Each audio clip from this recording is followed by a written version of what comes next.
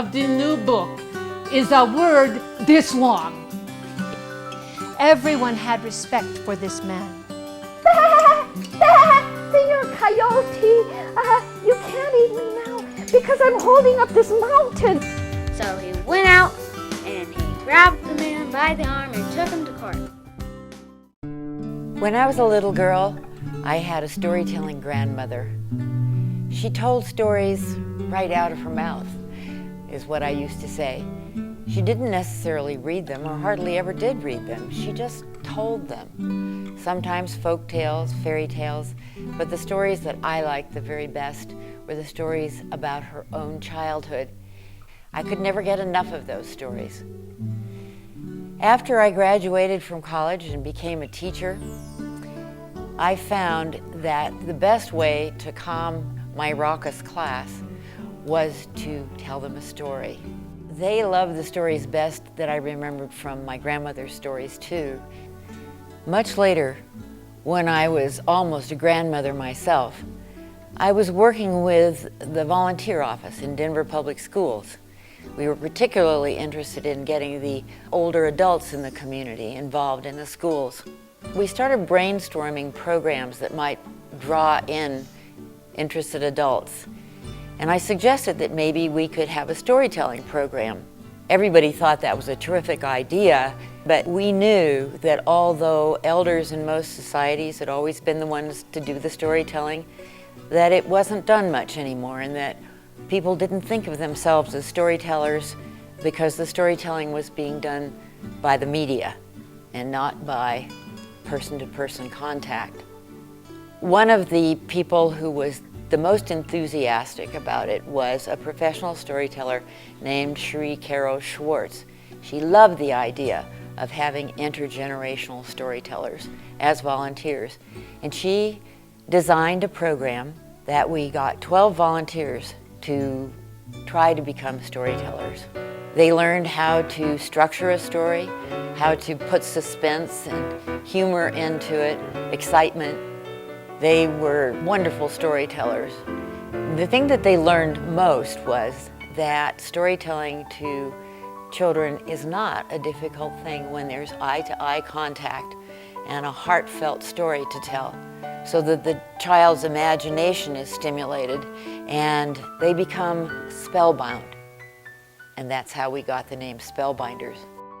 It was a little less easy to convince teachers and administrators that storytelling in the classroom would be of value, but there were a few teachers at the very beginning who recognized that storytelling would play beautifully into their literacy curriculum, teaching and encouraging children to read and to write.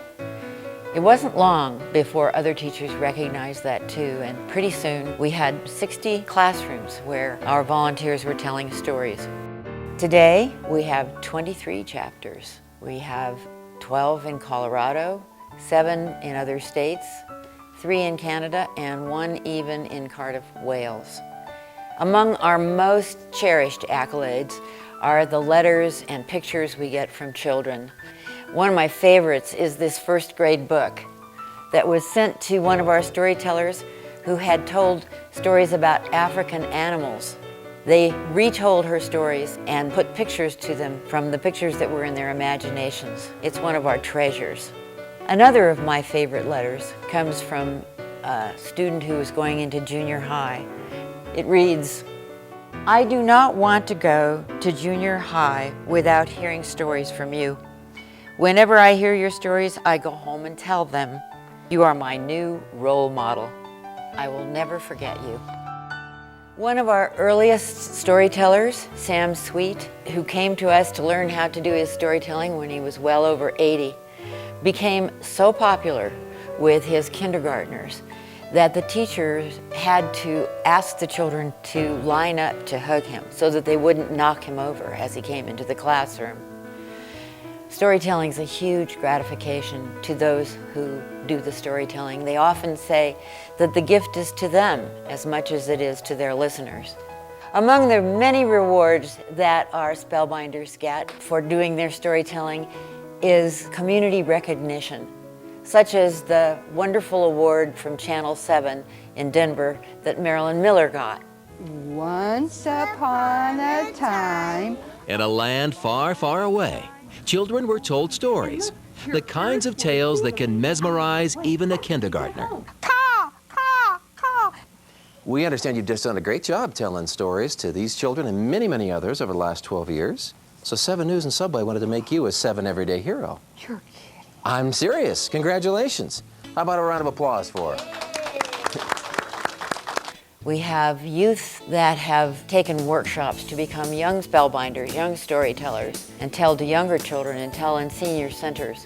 Wherever a good story has good listeners. Last year, we had an audience of over 260,000 children who heard stories from our combined chapters. Many of them heard stories as much as once a month, where they could have their own special storyteller who became their own special friend. There are few community programs that can produce that kind of satisfaction, and there are few communities that don't need those sorts of connections. Won't you help us grow with a chapter in your community?